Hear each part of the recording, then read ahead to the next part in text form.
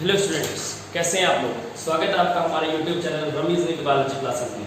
Students, आज हम लोग बात करने वाले हैं ब्लड के अगले topic that is formed elements में पाए जाने वाले ल्यूकोसाइट्स यानी कि व्हाइट ब्लड सेल्स की। तो आइए वीडियो शुरू करते हैं। देखिए, हम लोग को बात करनी है किसकी, व्हाइट ब्लड सेल्स की। The topic is white blood corpuscles या फिर व्हाइट ब्लड सेल्स। अगर स्टूडेंट्स हम लोग बात करते हैं व्हाइट ब्लड कॉर्पस्कल्स या व्हाइट ब्लड सेल्स की, तो इनको हम लोग और क्या कहते हैं, they are also known as leukocytes. They are also known as leukocytes. इनको हम लोग ल्यूकोसाइट्स भी कहते हैं। They are also known as leukocytes. Leukocytes white blood corpuscles का ही एक और नाम है। अच्छा, आगे बढ़ते हैं तो इनके कलर की बात आती है। बहुत इजी है, अगर आप इसको आरबीसी से कंपेयर करके पढ़ते हैं स्टूडेंट्स तो बहुत ज्यादा आसान हो जाता है। ठीक है, जैसे आरबीसी को हम लोग एरिथ्रोसाइट कहते थे, वैसे ही डब्ल्यूबीसी को हम लोग क्या कहते हैं, ल्यूकोसाइट कहते हैं। आरबीसी का कलर कैसा था, रेड था due to the presence of haemoglobin, जबकि यहां पर क्या होने वाला है, the colour of WBC is colourless. ये कैसा होता है, इट इज कलरलेस। और ये कलरलेस क्यों है, due to the absence of haemoglobin. Students, यहां पर हीमोग्लोबिन नहीं पाया जाता है, इस वजह से व्हाइट ब्लड कॉर्पस्कल्स यानी कि ल्यूकोसाइट्स कैसे होते हैं, कलरलेस होते हैं। जब आगे बढ़ेंगे तो इनके काउंट की बात आती है। अगर काउंट की बात करते हैं तो आरबीसी की तुलना में डब्ल्यूबीसी की संख्या बहुत कम रहती है। इसकी संख्या लगभग 6000 से 8000 पर मिलीमीटर क्यूब या फिर पर एमएम क्यूब हो सकती है। उसके बाद शेप की अगर बात करते हैं हम लोग, शेप की अगर बात करते हैं तो आमतौर से हम लोग कहते हैं दे आर इर्रेगुलर शेप। ये कैसे होते हैं, they are irregular in shape. ये शेप में कैसे होते हैं, इर्रेगुलर होते हैं, जिसकी वजह से ये हम लोग इनको एमीबॉइड शेप्ड भी बोल सकते हैं। क्या कह सकते हैं, एमीबॉइड शेप्ड भी इनको कहा जा सकता है। और एमीबॉइड शेप होने की वजह से क्या होता है, ये कैपिलरीज से निकल जाते हैं। They squeeze from the capillaries at the site of infection. यानी कि अगर ये मान लेते हैं कोई कैपिलरी है और इसके अंदर ये व्हाइट ब्लड सेल्स हैं और यहाँ पर टिश्यू है, तो ये क्या करेंगे, कैपिलरीज में ये शेप इनका एमीबॉइड है, तो ये कैपिलरीज से निकल करके कहां पर आ जाएंगे, they will squeeze into the tissue जहां पर भी आवश्यकता है। और इस प्रोसेस को जिससे ये आ रहे हैं टिश्यू के अंदर, this process is known as diapedesis. It is known as diapedesis. तो द प्रोसेस बाय विच, ये इंपॉर्टेंट बात हो सकती है हम लोगों के लिए, द प्रोसेस बाय विच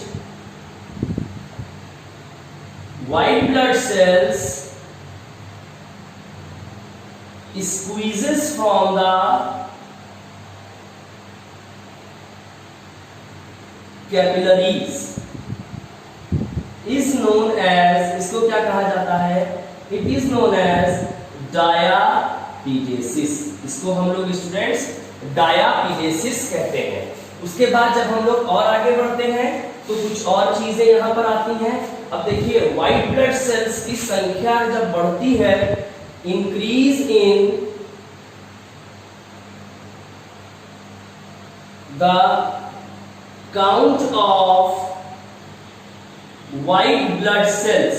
अब देखिए, increase in the count of white blood cells की अगर बात करेंगे तो दो कंडीशंस ऐसी हैं जहां पर इसका काउंट बढ़ता है। एक नॉर्मल कंडीशन में इसका जब काउंट बढ़ता है तो एक टर्म, पर्टिकुलर टर्म देते हैं जिसको हम लोग कहते हैं ल्यूकोसाइटोसिस।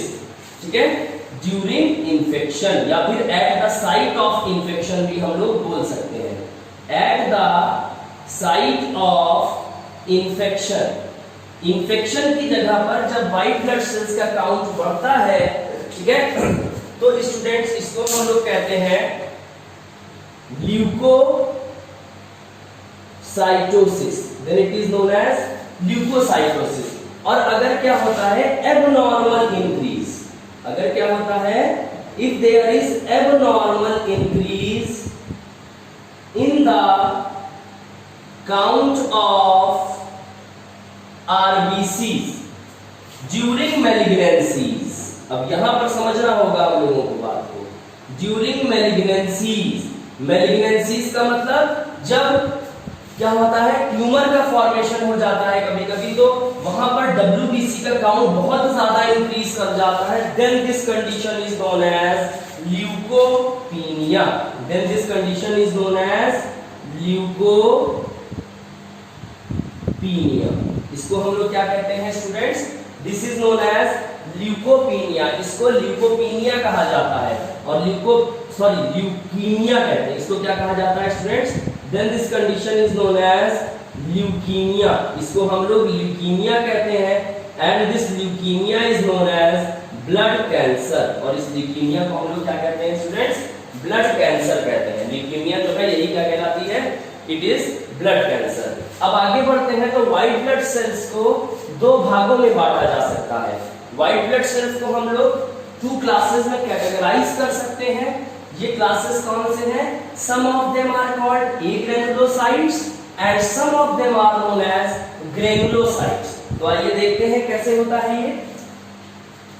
व्हाइट ब्लड सेल्स को हम लोग कैटेगराइज कर सकते हैं 2 पार्ट्स में, वन इज ए ग्रेनुलोसाइट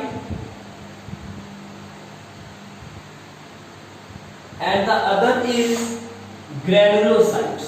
दूसरे को हम लोग क्या कहते हैं स्टूडेंट्स, ग्रेनुलोसाइट्स कहते हैं। तो ए ग्रेनुलोसाइट्स में क्या है, यहां पर इसके साइटोप्लाज्म में ग्रेन्यूल्स एब्सेंट है, ग्रेन्यूल्स आर एब्सेंट, जबकि ग्रेनुलोसाइट में क्या होता है, इसके साइटोप्लाज्म में ग्रेन्यूल्स जो है वो प्रेजेंट है, ग्रेन्यूल्स आर प्रेजेंट, यहां पर ग्रेन्यूल प्रेजेंट होते हैं। अब देखिए हम लोग समझते हैं, ए ग्रेनुलोसाइट अपने आप में स्टूडेंट्स 2 तरह के हैं, एक होते हैं monocytes, one is monocytes and the other are known as lymphocytes, they are known as lymphocytes. Clear? अच्छा, आगे बढ़ते हैं स्टूडेंट्स। मोनोसाइट्स की कुछ खास बातें क्या है कि ये जो मोनोसाइट है, इट इज ये जो मोनोसाइट है इसकी अगर हम लोग बात करते हैं, इट इज मोटाइल। ये कैसा होता है, ये मोटाइल होता है और ये फैगोसिटिक होता है। It is motile and phagocytic, यानी फैगोसिटिक का मतलब it can perform phagocytosis. Phagocytosis means engulfing of any material, किसी पार्टिकल को या किसी भी चीज को निगलना क्या कहलाता है, फैगोसाइटोसिस कहलाता है। फैगोसाइटोसिस के लिए हम लोग सेल ईटिंग शब्द का भी प्रयोग करते हैं मोर ऑफन, ठीक है। तो ये कैसा है monocyte, monocytes are motile and phagocytic. Monocyte कैसे हो सकते हैं, ये मोटाइल हो सकते हैं और फैगोसिटिक होते हैं।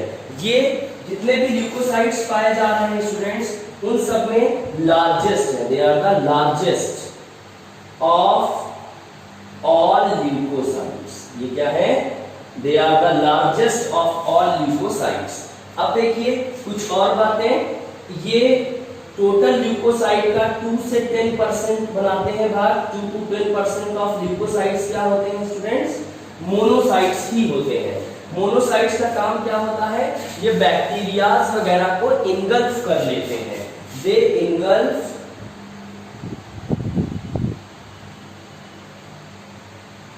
बैक्टीरियाज एक्सेट्रा, या सेल डेब्रीज है उनको क्या कर सकता है, ये इनगल्फ कर लेता है। उसके बाद अगर हम लोग बात करते हैं लिम्फोसाइट्स की, तो लिम्फोसाइट्स क्या करते हैं, they basically provides us immunity. ये हम लोगों को ओवरऑल इम्यूनिटी देते हैं। डायरेक्ट इम्यूनिटी शब्द का प्रयोग भी कर सकते हैं, कर दिया है हम लोगों ने। क्यों? क्योंकि ये एंटीबॉडीज का प्रोडक्शन करते हैं, they are involve in the production of antibodies. ये एंटीबॉडीज का प्रोडक्शन करते हैं। अब देखिए एंटीबॉडीज का प्रोडक्शन होता है, लिम्फोसाइट भी 2 तरह के हैं। लिम्फोसाइट्स अपने आप में कितनी तरह का हो सकता है, लिम्फोसाइट के अगर टाइप्स की बात करें हम लोग, लिम्फोसाइट के टाइप्स की अगर बात करें तो it is of two types. One is B lymphocyte and the other is T lymphocyte. B lymphocyte और टी लिम्फोसाइट दो होते हैं. अब देखिए बी लिम्फोसाइट, देखिए लिम्फोसाइट कई जगह पर बनते हैं. ये बोन मैरो में भी बनते हैं, ये लिम्फोइड ऑर्गन्स में भी बनते हैं, ठीक है, ये स्प्लीन में भी बनते हैं, ये लीवर में भी बनते हैं, ये टॉन्सिल्स में भी बनते हैं और इनका प्रोडक्शन पेयर्स पैचेस में भी होता है. लेकिन अब समझिएगा, bone B lymphocyte stands for bone marrow lymphocyte. It means bone marrow lymphocyte. अब समझिएगा जरा यहाँ पर बात को. और टी लिम्फोसाइट में T stands for thymus lymphocyte. T का मतलब क्या है? थाइमस. और ये क्या लिख दिया मैंने? लिम्फोसाइट. अब समझिएगा बात को जरा सा कि ये जो बोन मैरो लिम्फोसाइट है, यहाँ ये लिम्फोसाइट बोन मैरो में बनेगा और वहीं पर मैच्योर हो जाएगा. अगर कोई लिम्फोसाइट बोन मैरो में मैच्योर होता है then it is known as bone marrow lymphocyte. और अगर लिम्फोसाइट का मैच्योरेशन थाइमस ग्लैंड में हो रहा है then it is known as thymus या फिर T lymphocyte, ये कहा जाता है. इसकी बेसिस पर इसका नाम पड़ता है B and T lymphocytes respectively. अब समझिएगा, ये एंटीबॉडीज का प्रोडक्शन कर रहा है. अब समझिए एंटीबॉडीज का प्रोडक्शन हो रहा है लिम्फोसाइट के द्वारा, और लिम्फोसाइट दो तरह के हैं, एक बी लिम्फोसाइट और एक टी लिम्फोसाइट. तो फिर इसके प्रोडक्शन में कौन सा लिम्फोसाइट हेल्प कर रहा है? बी लिम्फोसाइट रोल प्ले कर रहा है या फिर टी लिम्फोसाइट रोल प्ले कर रहा है? तो स्टूडेंट्स यहाँ पर दोनों ही तरह के लिम्फोसाइट्स जो है वो इसके प्रोडक्शन में रोल प्ले कर रहे हैं. प्रोडक्शन ऑफ एंटीबॉडीज में प्रोडक्शन कौन करता है? Production by B lymphocyte. B lymphocytes जो है ये एंटीबॉडीज का प्रोडक्शन करते हैं, जबकि टी लिम्फोसाइट्स जो है helps B lymphocytes in the production of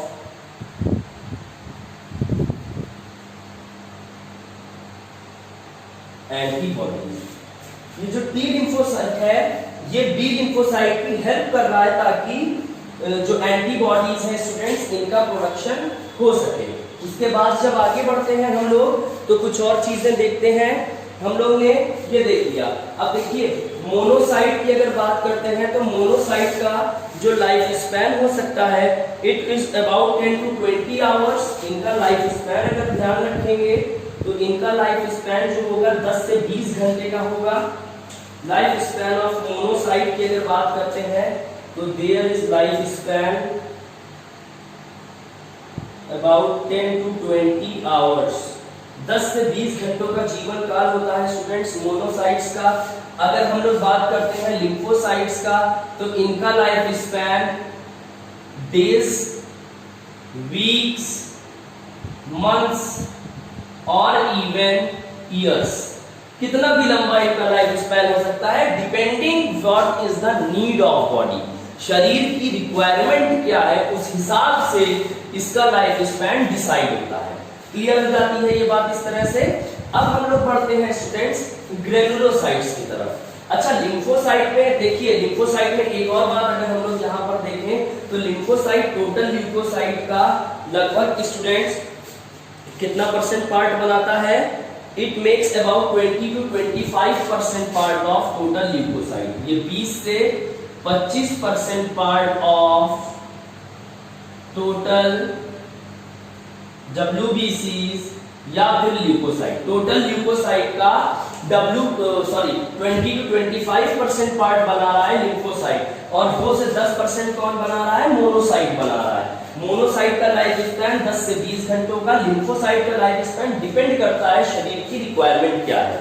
उसके बाद जब हम लोग आगे बढ़ते हैं स्टूडेंट्स ग्रेनुलोसाइट की तरफ, जब हम लोग ग्रेनुलोसाइट की बात करते हैं तो ग्रेनुलोसाइट में हम लोग क्या देखते हैं कि ग्रेनुलोसाइट अपने आप में 3 तरह के होते हैं. ग्रेनुलोसाइट्स कितनी तरह का होता है? ये अपने आप में स्टूडेंट्स 3 टाइप्स के होते हैं. ग्रेनुलोसाइट्स की अगर हम लोग बात करें then these granulocytes are themselves divided into 3 classes. ये 3 पार्ट्स में बटे हुए हैं. एक कौन सा है?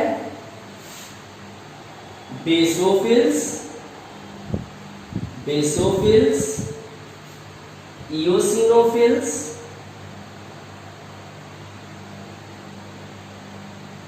and the third is neutrophils. Basophils, eosinophils and neutrophils. ये 3 है students, basophil, eosinophils and neutrophils. अब देखिए बेसोफिल्स की अगर बात करते हैं तो ये कितना परसेंट पार्ट बनाते हैं? ये बनाते हैं लगभग 0.5 to 1% part of total leucocytes. ठीक है, ये टोटल ल्यूकोसाइट का 0.5 से लेकर 1% पार्ट के आसपास लगभग ये फॉर्मेशन करते हैं. उसके बाद स्टूडेंट्स बेसोफिल्स क्या इन्वॉल्व किसमें है? They are involve in the secretion of substances like, कौन से सब्सटेंसेस? जैसे कि histamine, heparin and serotonin. Histamine, heparin and serotonin जैसी चीजों का क्या करते हैं? सिक्रीशन करते हैं. हिस्टामिन जो है it is involve in the inflammatory reactions. ये इंफ्लेमेटरी रिएक्शंस में इन्वॉल्व है. हिपैरिन की अगर बात करते हैं तो इट इज एन एंटीकोएगुलेंट. ये क्या है? ये स्टूडेंट्स एंटीकोएगुलेंट है. एंटीकोएगुलेंट का मतलब क्या होता है? हमारे शरीर में ब्लड नहीं जमता है, लेकिन शरीर के बाहर जैसे ब्लड आता है तो वैसे ही ब्लड का थक्का बन जाता है. तो ब्लड को शरीर में जमने से कौन रोकता है? हिपैरिन. तभी हम लोग ने इसको क्या बोला? एंटीकोएगुलेंट बोला. And it prevents blood clotting in the blood vessels. blood vessels में ये ब्लड क्लॉटिंग को रोकता है. जबकि सीरोटोनिन एक तरह का न्यूरोट्रांसमीटर है और ये हैप्पीनेस के लिए एक तरह से जिम्मेदार है. एक्चुअल में डिप्रेशन की जो दवाएं होती हैं उनका वर्किंग जो है वो सीरोटोनिन के आसपास घूमता है. एक्चुअल में जब कोई व्यक्ति डिप्रेशन में जाता है स्टूडेंट्स तो उसमें सीरोटोनिन का सिक्रीशन जो है वो कम होने लगता है और या फिर इम्प्रॉपर हो जाएगा या फिर रुक जाएगा. ठीक है, जिसकी वजह से उसमें जो उत्साह है वो कमी आने लगती है और वो किसमें चला जाता है? डिप्रेशन की तरफ बढ़ने लगता है. ठीक है, और जो भी दवाएं डिप्रेशन की होती हैं वो क्या करती हैं? वो सिनेप्टिक क्लेफ्ट जो है, जो गैप है दो न्यूरॉन्स के बीच का, उसमें सीरोटोनिन की मात्रा को बनाए रखने की कोशिश करती हैं और वो उस पर आधारित होती है. चलिए आगे बढ़ते हैं इओसिनोफिल्स पर.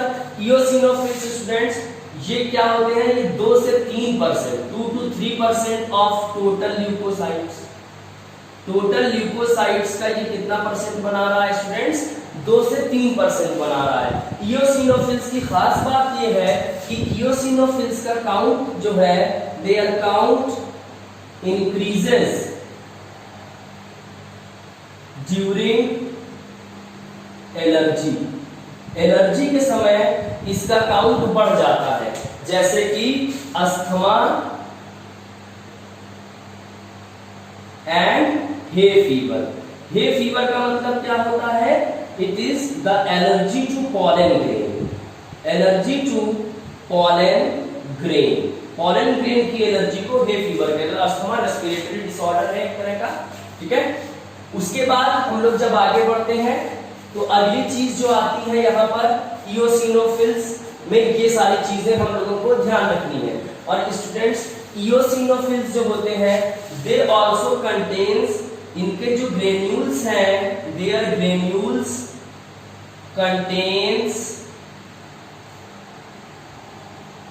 Hydrolytic enzymes.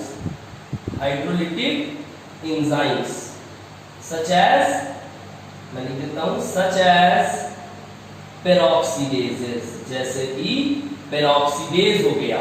अब ये क्या होता है? हाइड्रोलिटिक एंजाइम बोला जाता है कि ये कौन सी सेल ऑर्गेनल से मिलता है, तो इट रिजेंबल्स लाइसोजाइम। ये लाइसोजाइम की तरह लाइसोसोम की तरह काम करता है। किसकी तरह काम करता है?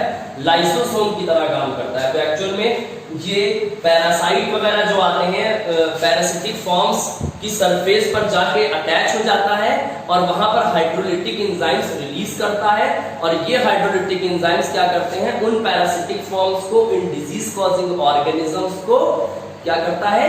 नष्ट कर देता है। तो ये बात हम लोगों को ध्यान रखनी होती है, ठीक है। उसके बाद आखिरी आते हैं स्टूडेंट्स कौन से? न्यूट्रोफिल्स। आगे कौन से आते हैं? न्यूट्रोफिल्स आते हैं। न्यूट्रोफिल्स की अगर बात करते हैं तो न्यूट्रोफिल जो है ये सबसे ज्यादा है संख्या में, they are the most numerous of all leucocytes, ठीक है। अच्छा, उसके बाद अब देखते हैं आगे, देख लेते हैं न्यूट्रोफिल्स को।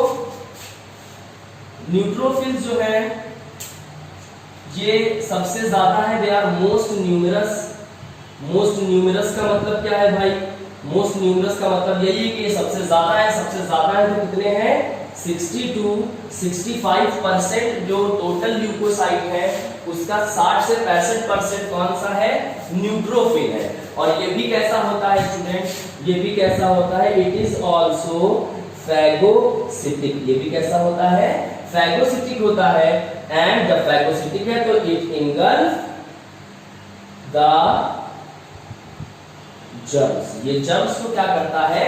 इंगल्फ कर लेता है, निगल लेता है। तो ये कुछ फंक्शंस हो गए इन सब के हम लोगों ने जो देखे स्टूडेंट्स।